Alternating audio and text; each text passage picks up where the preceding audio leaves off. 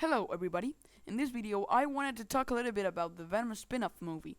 So after Spider-Man 3 came out in 2007, Sony decided to do a Venom spin-off, as well as a Black Cat spin-off. And the movie was actually in works, they were searching for directors and the movie was in mind and all. But at the end, Sony decided to reboot the franchise because Venom exploded in Spider-Man 3, so this way they could introduce the movie. So as you may already deduced, the spin-off will be linked with the Amazing Spider-Man franchise. If they also do a Black Cat film, I guess it will also be linked with that universe. But that film was just an idea. It will probably will not be made, I think. Joss Trank, the director of Chronicle, was in talks to direct the movie in the future. Because of course, the movie hasn't got a date yet, and I think we'll have to wait a lot to get it. Where's the timeline going to be? Well, you can expect that it will be like The Amazing Spider-Man 4 or between The Amazing Spider-Man 2 and The Amazing Spider-Man 3, like The Amazing Spider-Man 2.1.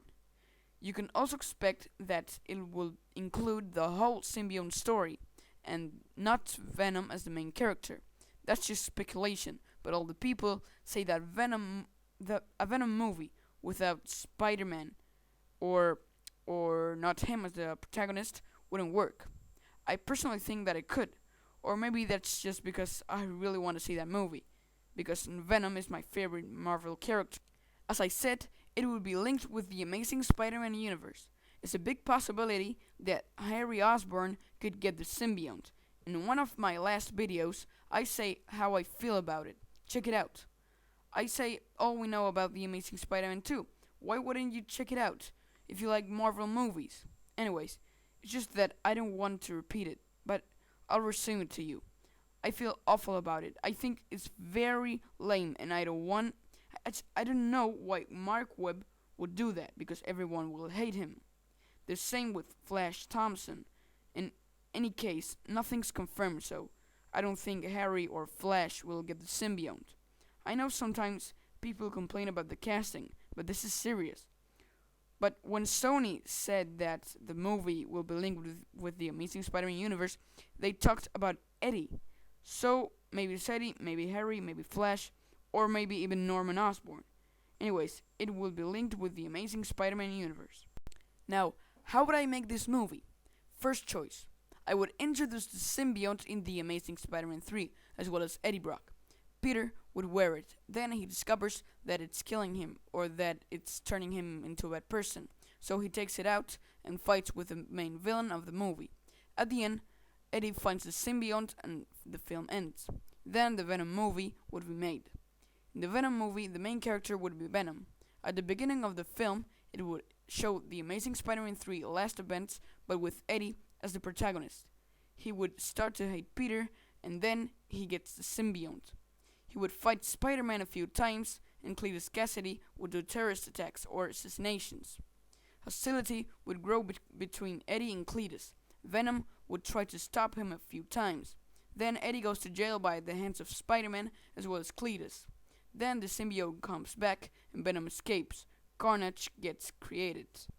Then Venom is the only person who can stop Carnage, so he has a very, very long final fight with him, and he stops him.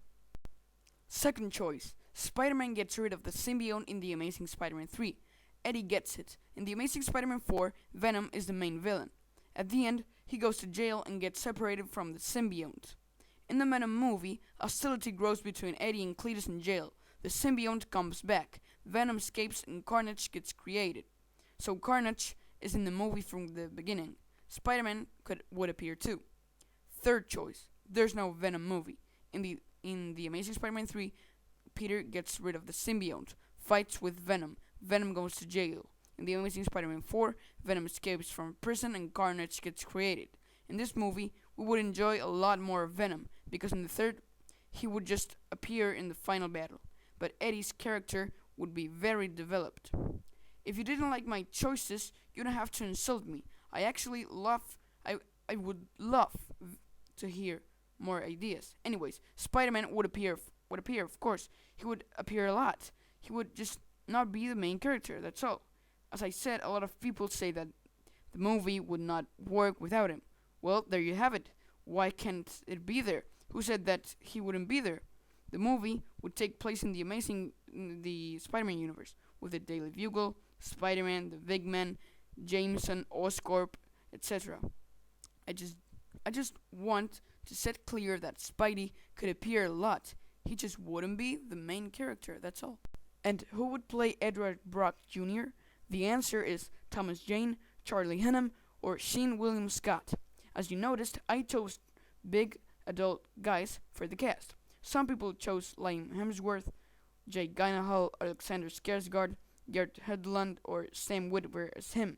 I personally don't like these people as Eddie Brock. I actually really dislike them.